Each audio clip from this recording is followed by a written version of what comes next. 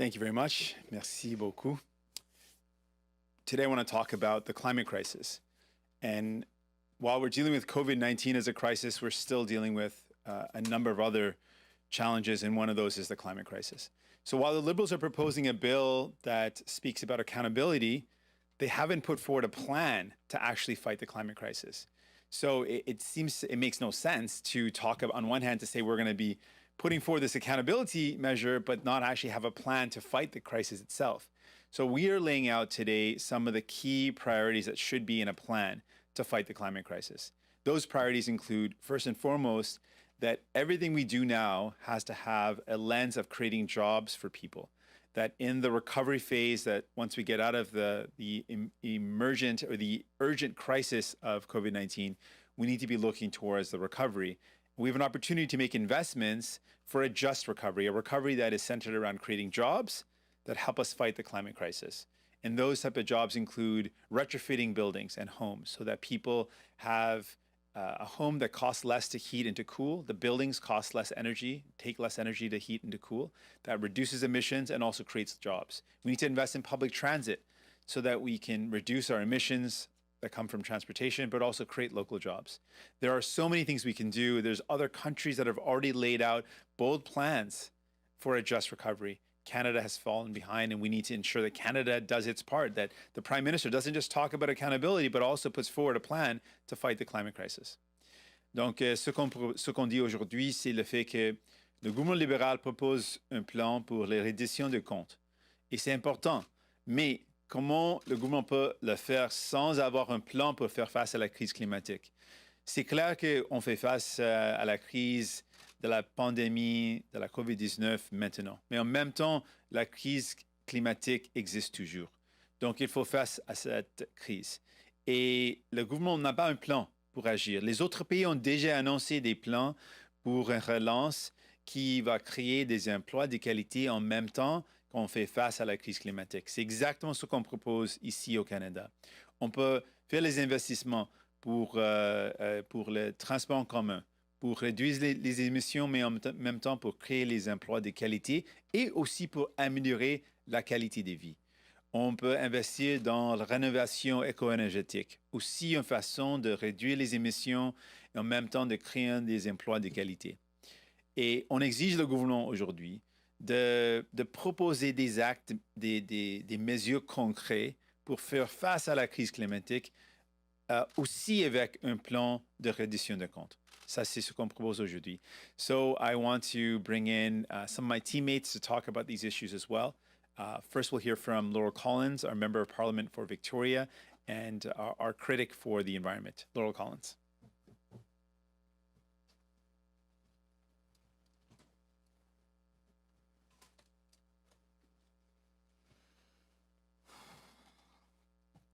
Today, the government is putting forward legislation, and the House will be debating climate accountability legislation. And it is especially important today to acknowledge, as Jagmeet mentioned, that there really is no climate accountability without climate action. As they are tabling and as we're debating this legislation, it's important to acknowledge that there are huge gaps. The first and foremost one, the most glaring omission, is a 2025 milestone target. The fact that this government is putting off climate accountability for a decade, for the most important 10 years, it's unbelievable. But we also know we need to strengthen the accountability measures in this bill. And it's very problematic that the bill allows this government to put off setting an ambitious 2030 target and therefore creating a plan to meet that target for 9 months after royal assent. That means it will potentially be another year before we see a real climate plan. And for us, that climate plan means investing in clean energy, in green infrastructure, in building retrofits, in building green, affordable housing, in the kind of investments that not only help our communities, not only help us meet our climate targets, but create the kind of good, family-sustaining jobs that are needed across this country right now. So I am disappointed that this government is proposing putting off climate accountability for 10 years, allowing themselves a 1-year window to create a climate plan. We also need to acknowledge that, as we choose what we're going to invest in, we also have to choose what we're not going to invest in. And this government needs to immediately end all fossil fuel subsidies. We need to stop giving away billions of dollars to profitable oil and gas companies. As we think about this plan and as we push the government, we're going to be pushing the government for stronger climate accountability legislation, but also a very strong climate plan that creates those kind of good, sustainable jobs for the future. Thank you. I'm just going to introduce you. And now we'll hear from Taylor Collins. We'll hear from Taylor Bachrach. He's our critic for infrastructure and communities, as well as the member of parliament for Skeena-Bulkley Valley. Taylor. Thank you, Jagmeet, and thank you, Laurel. It's a pleasure to speak for a couple of minutes about the need for a just and sustainable recovery. The problem we face in the near term is that this government's degree of urgency, especially near-term urgency, is nowhere near where it needs to be to meet the demands of the climate crisis. And the reality is that Canada's being left behind. All around the world, we're seeing jurisdictions that are putting really bold plans for investment in place. You look at the United States now, you look at the European Union, countries like Germany and France, they all have bold investment plans to drive down climate pollution and create jobs. And Canada is lagging far behind. We need a government that has a consistent plan. The reality is that this government's climate test only applies to a small percentage of infrastructure projects.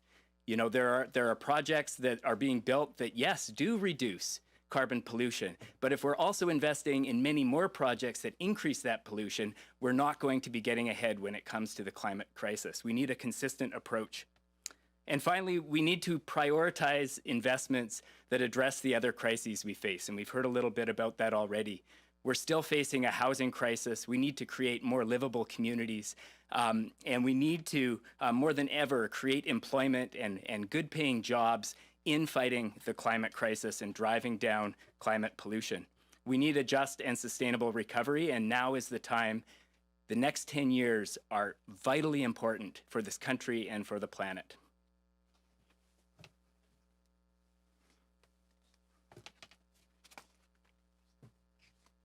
Thank you, Taylor, and thank you, Laurel. And now we are ready for any questions. Maintenant, on est prêt pour vos questions. So, nous allons maintenant prendre les questions. Commençons par les questions de téléphone. Un rappel, comme toujours, une question suivie par journaliste.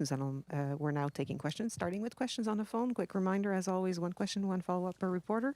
Operator, do we have a first question? Thank you. Merci. Our first question, notre première question, is from Boris Proulx with Le Devoir. Please go ahead. À vous la parole. Bonjour, M. Singh. Je voulais vous poser une question sur les propos de... Merci.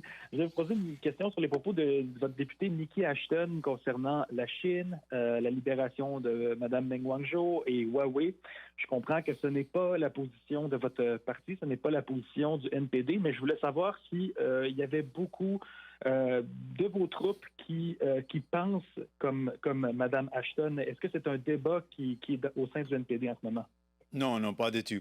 Notre priorité comme parti, des membres, des militants de notre parti sont tellement inquiets avec le fait qu'on a 2 Canadiens qui sont toujours dans la Chine sans avoir les droits.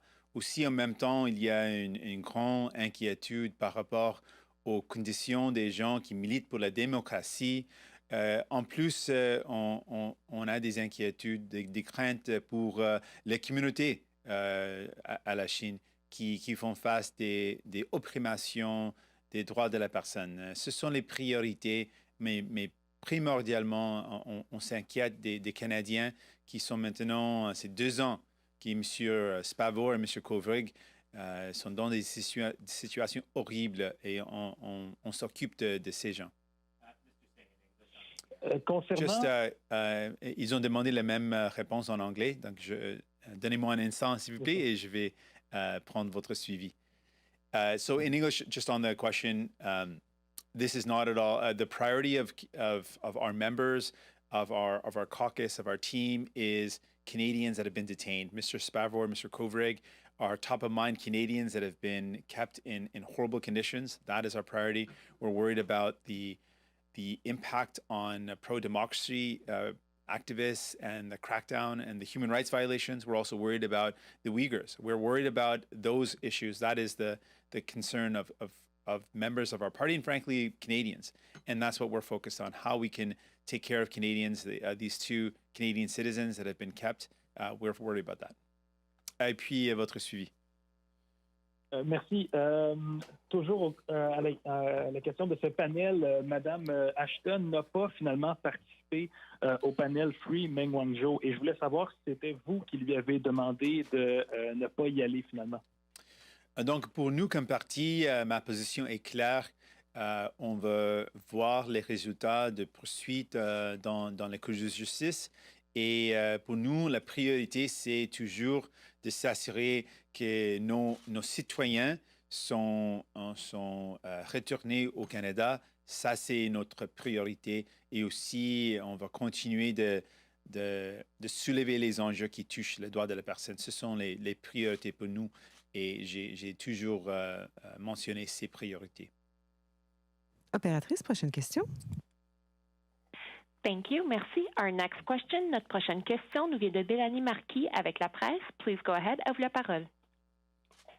Merci. Bonjour, M. Singh. Bonjour. Hier, vous avez demandé sans succès à M. Trudeau de fournir aux Canadiens une date à laquelle on aura le vaccin. M. Trudeau a dit à plusieurs reprises hier que si le Canada se retrouvait dans une situation où d'autres pays seront vaccinés, les citoyens d'autres pays seront vaccinés avant, c'est parce qu'on n'a plus au Canada la capacité de production d'un vaccin. Que faites-vous de cet argument-là? Est-ce que ça vient pardonner ou expliquer à tout le moins le retard dans la livraison du vaccin pour les Canadiens? Merci pour la question. Deux choses. Premièrement, quand même les défis, les Canadiens veulent savoir c'est quoi le plan. Donc, le gouvernement libéral, Justin Trudeau, doivent livrer c'est quoi le plan pour donner de confiance aux gens.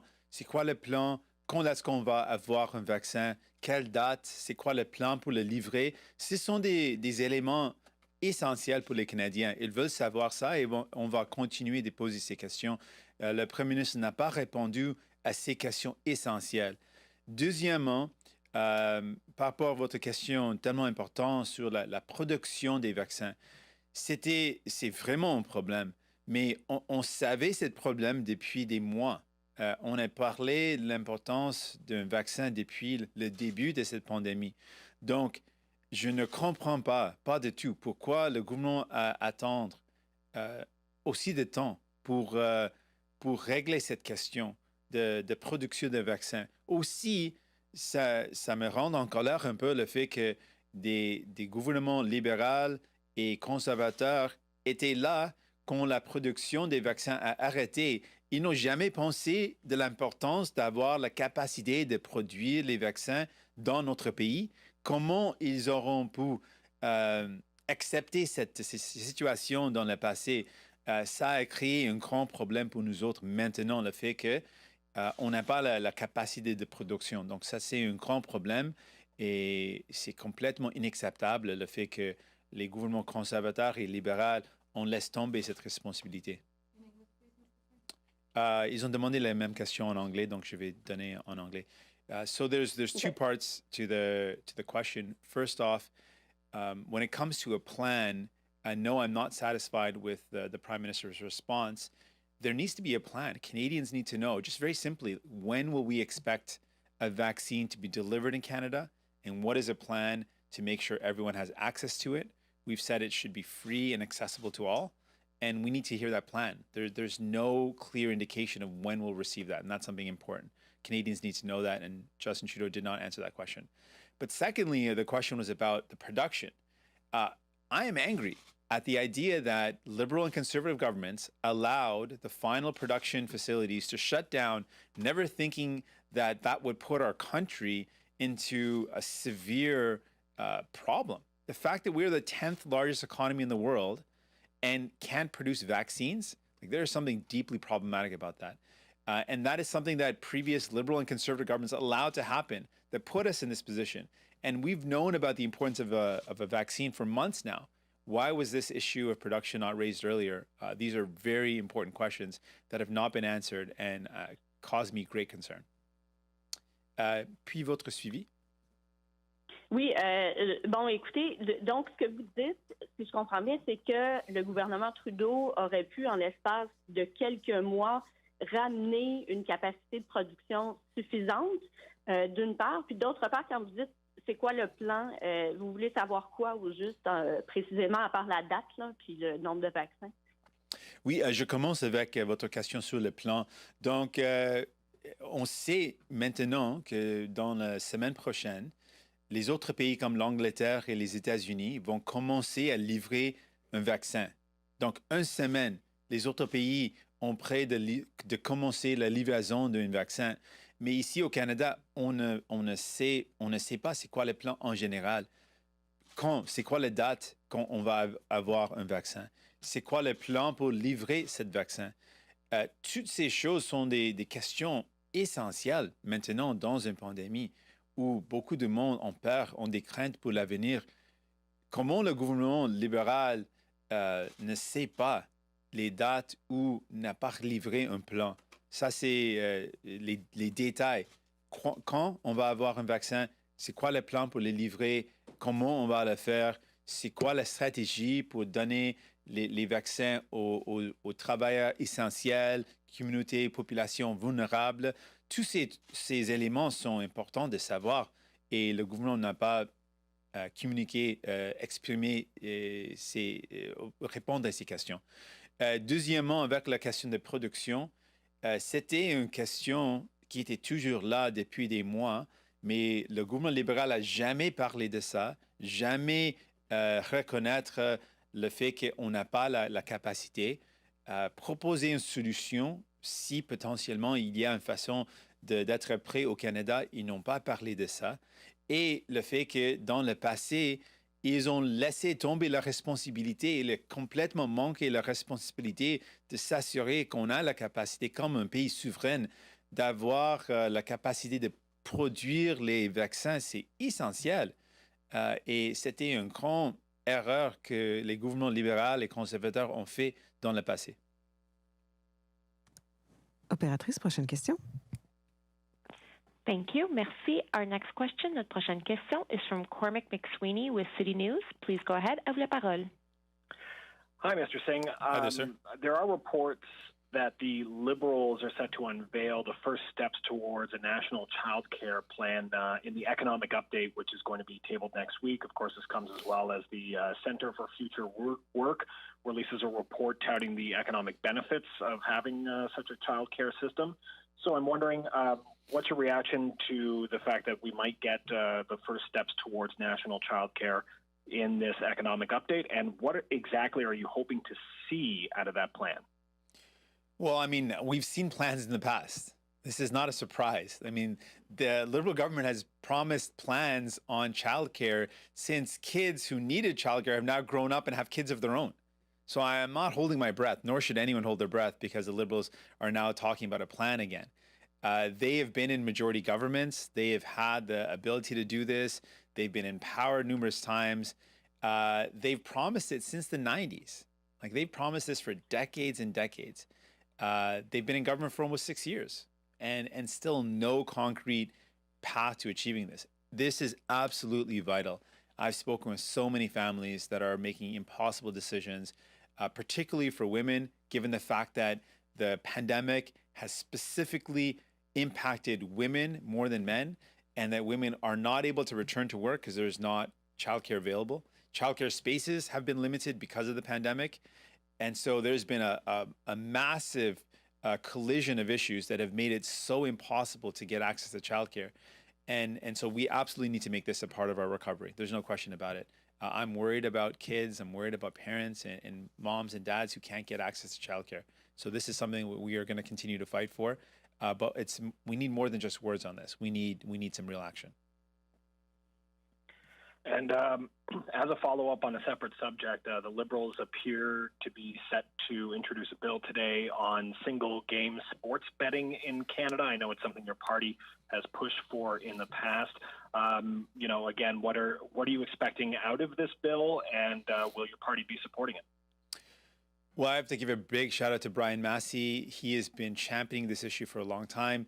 There's been lots of concerns about sports betting that has resulted in illegal sports betting, organized crime. This bill will directly reduce some of the negative things that we've seen in terms of the illegal activities around betting. This will create jobs in communities. This is a very positive step forward. A big shout out to Brian Massey, who's been leading the charge on this for almost a decade now. So we're going to wait and see the details. I know Brian's working on those details right now. This is something near and dear to him. We've supported it for the job creation and for tackling organized crime. And so this is something that is a positive sign, but we want to see the details before we commit to move forward. We will now take questions from the room. Stephanie? Good afternoon, Mr. Singh. Stephanie Levitz, the Canadian Press. Just back to the childcare question. What specifics do you need to see in this economic update that will convince you, as you said, that there is action taking place? So first off, what we had called for, and actually what childcare experts have called for, is at minimum a $2 billion investment right now just to maintain the level of childcare that we need right now. There's a childcare center in Ottawa that the federal government owns the building, is the landlord, and allowed the rents to go so high that this childcare center was forced to shut down. It was operating in a federal building owned by the federal government, and they allowed this Ottawa childcare center to shut down. So their actions so far have shown that they're not actually committed to even keeping the existing level of childcare, which is at threat. Without that $2 billion injection of funds, which the childcare experts have called for, we're going to lose childcare spaces. So we need to see real commitments. That's one, they should never have let the childcare center in Ottawa shut down. It was run out of a federal building that was paying rent to a federal building, completely within the control of the federal government. Secondly, we need to see an immediate investment of $2 billion to keep the existing childcare spaces going, given the extra cost because of COVID-19, the space issues, the staffing issues. Just to keep the existing spaces, we need that injection of funds. And then we need to see a clear plan that is the appropriate amount of funding that will actually build up enough childcare so that everyone in our country can access it if they need it. As a follow-up to that, though, I mean, as we've seen, for example, in the course of the pandemic, the federal government has set aside funds for the provinces, right, to do pandemic readiness. And we hear these reports that the provinces just sit on that money. They don't roll it out the door. In your mind, is there some other mechanism that the federal government could deploy besides handing a check to provinces and saying, please do this, we need childcare? Well, the starting point is that there has to be the appropriate amount of funding.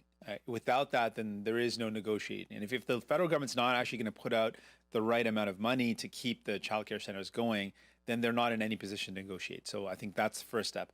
And there's absolutely tools. There's ways to do the hard work of getting things done. It wasn't easy when we started with universal universal health care. It wasn't something that everyone wanted, but the people wanted it, but there was a lot of resistance. It took time, it took effort, but we need to do that. We have to acknowledge that there is a desperate need for childcare. Families need it, and women particularly need it, and this pandemic has hit women. We can't take the excuse that it's hard to do. It's hard to work with provinces. That is not a sufficient excuse given how serious the times are that we're in. So we need to see a willingness to do the hard work, but to put in the financial commitment as a starting point. Without that, there is no negotiating. Next question, David. Hey, Mr. Singh, good afternoon. I'm just going to ask you to bear with me with this question. Sure, no problem. I'm not too sure if you heard a Bloc MP before Parliamentary Committee today. I believe it was Mr. Alan Tallien. He said after you called him a racist in the House of Commons, that he and his family, his office, were inundated with hateful emails, death threats, and he needed to call for police protection. It's a difficult question to ask. I just want to fully recognize you're a politician of color. I know you yourself have faced racist and probably death threats as well. But I just wanted to get your response to what Mr. Tallien was saying today. So the context of this is really important. We have in our country there's been a movement to call for accountability of policing. People have died, literally family members have died because police have shown up and instead of getting the help that family members need, they've been killed. I've spoken with the family of Chantel Moore, her mom. I spoke to her mom who fought back tears to tell me that she lost her daughter from a wellness check. Indigenous people are actually being killed, actually physically being brutalized and beaten because police, there needs to be changes to policing. We call on the federal government, Prime Minister Trudeau, the Prime Minister of this country, to do something about this, that the RCMP is fully within the federal jurisdiction. There's no question about jurisdiction. This is a federal matter. The Prime Minister has the power to do something right now to end racial profiling, to end the abuse of use of force, to immediately put in place a transition where people get the healthcare supports they need instead of police showing up when someone's going through a healthcare crisis. In the context of that, someone to complain about their own situation and not to talk about what people are going through and to want to be in the way of changing a system that is literally killing and brutalizing Indigenous people, vulnerable people, racialized people, is so out of touch from what people are actually going through that it is disgusting.